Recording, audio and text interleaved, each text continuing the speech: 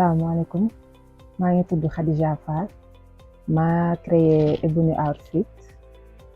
benn marque boo xamante ne pour yére la ak sac ak dàll made in Sénégal. maa ngi commencé Ebony Outfit depuis 2019.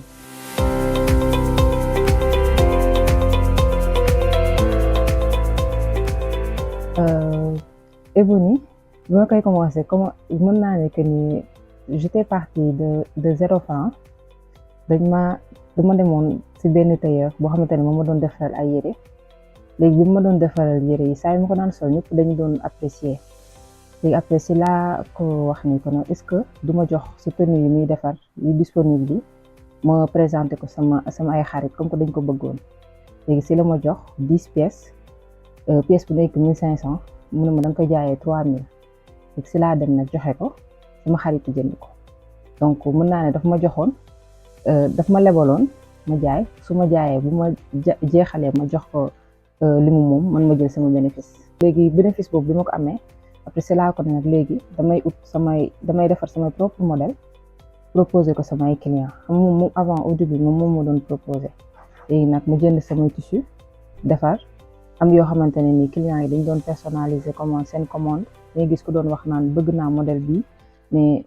façon bii laa ko bëggee ak yooyu. Et du coup j'étais obligée ma dem jënd samay tissu wan ko proposer ko pour mu defal ma ko.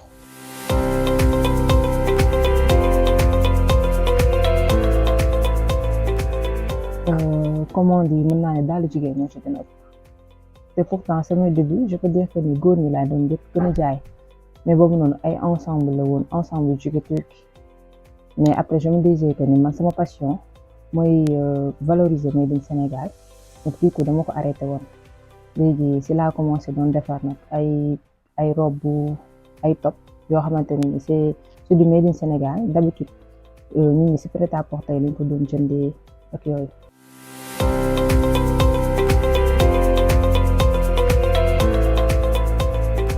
ça dépend mën naa ne que ni au début ñoom ñoo doon proposer seen ay modèles. parce que da ngay gis koo xamante ne ni dafa doon bëgg benn modèle mais du nekk taayam comme les grandes tailles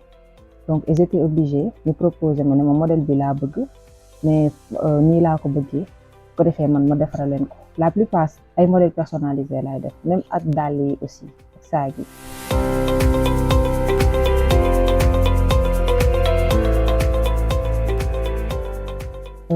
Actuellement moom pour dire vrai dàll yi ñoo gën a jar. moo tax dama mujj stand by yére yi parce que au début si ay tenue laa commencé woon mais après bi ma gisee ni que ni marché bi commencé na saturé je me suis dit que il faut que ma xool ñu ma jéem a démarqué wu si marché bi c'est-à-dire pourquoi pas ma créer ma indi tamit ay dàll made in Sénégal indi sama propre style.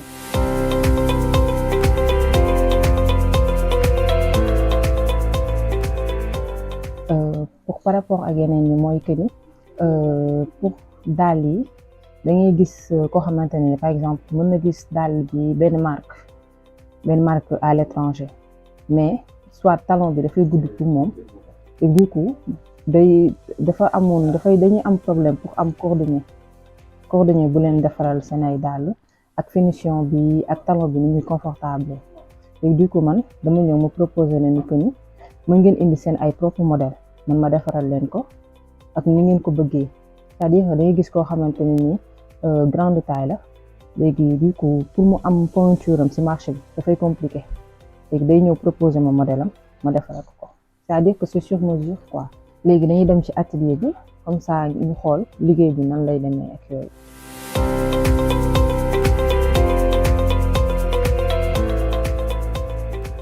salaam bon sama témoignage ci Ebony moom du yàgg. Bon, juste pour dire que c'est une personne boo xam ni bon bi ma ko xamee ça fait presque de cela 1 an mu may defaral ay dàll dama defaral ay sac donc ce que je peux dire daal mooy defaral na ma dàll defaral na ma sac mais ba léegi dàll daggul sac kiiwul ni ñu koy woowee sac daggul macha allah liggéey bu mucc ayib la ko def ça fait 1 an. dàll yi ma defal moom laay sol ba léegi donc je vous le conseille les filles elle fait de très bons trucs et c'est une fille extraordinaire machallah man dafa dem ba def ma xarit sincèrement parler elle est machallah daal.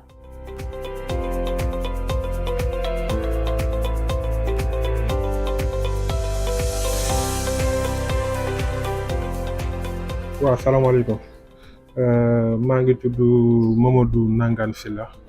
waaw man nag maa ngi ci métier cordonnerie quoi. waaw Khadija dañuy liggéey Ebony dañuy liggéey man ak moom quoi waaw mu ne ko dañuy liggéey lu bëree bëri depuis bon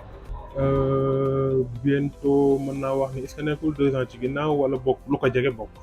waaw mën naa ni 2 ans wala lu ko jege bokk. waaw jàmbaar la ci liggéey bi te xam nga liggéey bi moom bon ndem ñun góor ñoo ci xam nga kërti wax ma laak nag ñoom jigéen ñi nga xamante ne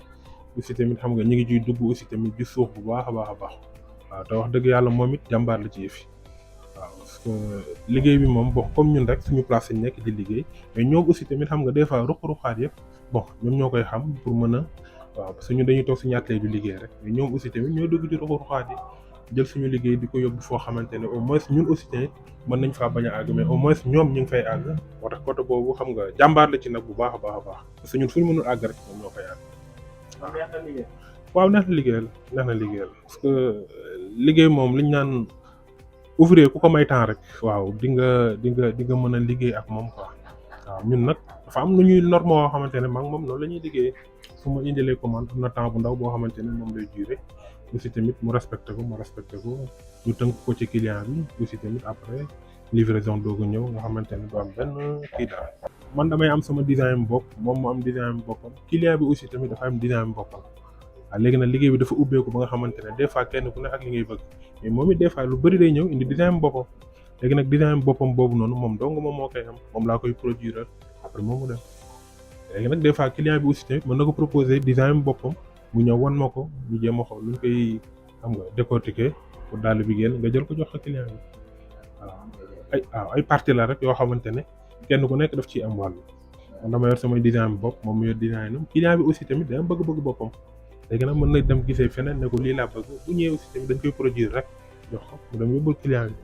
te ku nekk mu ngi ciy gis waaw ku nekk mu ngi ciy gis boppam waaw man moom maa ngi ciy yëg sama bopp moom aussi tamit am naa yaakaar parce que koo defal 1 an et quelque bientôt 2 ans bon peut-être xëy na kenn ku nekk bu gisul woon boppam dana am tuuti gàllankoor mais le fait que boobaak léegi ñu ngi soox di dem waaw te liñ naan Sénégal dafa xaw a naqaree liggéey léegi nag ku ci nekk di suux rek jàmbaar nga waaw man daal ku ko yokk doole mu dem aussi te bëgg naa aussi tamit xam nga ñu yokk ko doole bu baax a baax.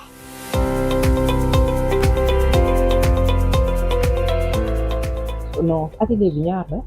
benn bi mooy fi ma la doon wax sànq mais malheureusement dafa am empêchement ñoom ñaar ay frère lañu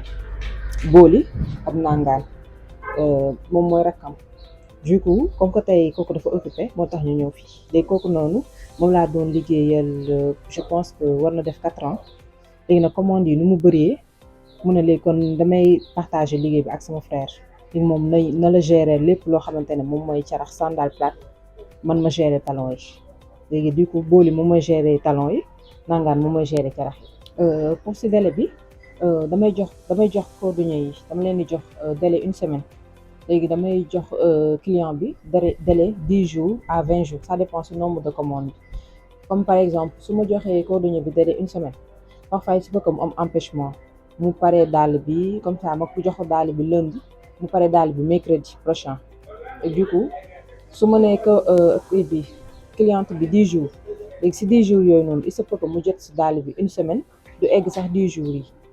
comprendre pour ne pas comme ça wax sama kàddu ba pare du ma ko respecter. bien sûr délai yi parfois day am retard parfois nag nga dal ci la plupart du temps nag sama cliente yi dañoo compréhensible duñu am problème boobu noonu mais la plupart parfois da ngay am cliente boo xam ne dama koy fausser complètement. bien sûr parfois da ngay am ay complications ci cliente yi comme par exemple da nga gis cliente boo xamante ne ni xamul pointure am exact day choisir benn pointure. léegi bu ko defee bu ko jotul day naan moom yoonam nekku si wax na pointure am alors que du dàll bi pointure bi mu wax moom nañ ko defal mais moom moo xamul pointure am parfois aussi nga daj ci cliente boo xam ne nii day choisir dàll boo xamante ne nii du pour moom c'est-à-dire que c'est pas conforme ak morphologie tànkam du coup bu ko solee erreur bi si moom la mais danaan dàll bi jotu ko wala dara du coup daf lay woo ne la nañ ko changer dàll bi wala ñu rembourser ko. Si problème paiement day am lu bëri parfois da ngay gis cliente boo xam ne parce que man d'habitude damay naan du ma jël commande sans acompte c'est-à-dire que booy commandé da nga joxe acompte 50% wala 60 bu paree ngay soog a joxe restant bi. da ngay gis ñoo xamante ni non seulement pour ñu joxe acompte c'est un problème mais aussi bu daal bi paree ba livre bi ñëw dañu naan après dinañ ma yónnee xaalis bi soit doo leen dégg wala parfois ñu yónnee la ko par Wave bu livre bi demee ñu retirer xaalis bi. du coup livre bi day naan xamul woon fan la ko livré woon exactement daf ko joxoon benn lieu indiqué ko bu demee livre bu demaate foofu sax du ko gis may fay may remboursé surtout ak dàll yi nga xamante ne nii erreur bi si cliente bi lay dem soit dàll bi su ma ko échangé ba defar ko non seulement parfois dàll bi day doon modèle boo xamante ne nii du ñëpp ñoo ko bëgg soit dama koy maye wala ma teg ko sama kër am naa fa dàll keesu dàll yoo xam ne ay dàll jàmbur la. franchement mënuma gis benn solution parce que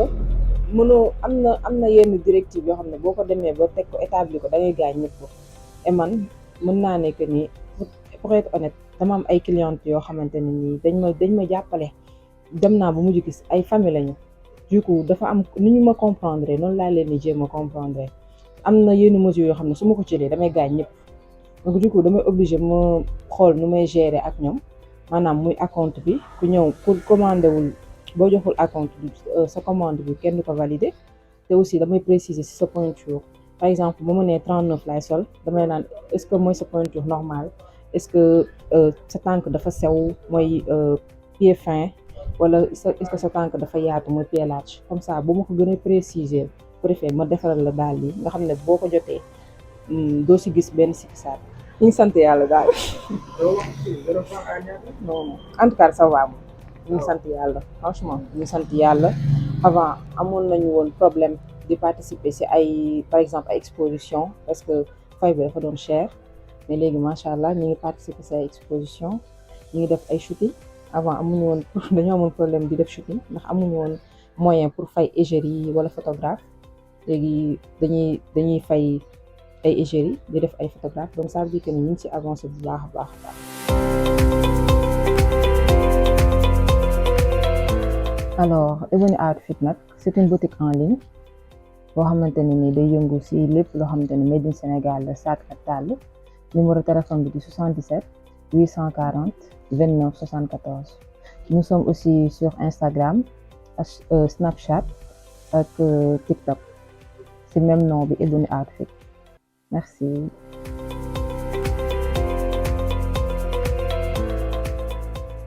Vous êtes entrepreneur et vous souhaitez participer à l'émission Entrepreneuriat 221 sur Buzz TV. Pour plus d'informations, vous pouvez nous contacter au 77 464 19 19. N'oubliez surtout pas de vous abonner sur notre chaîne YouTube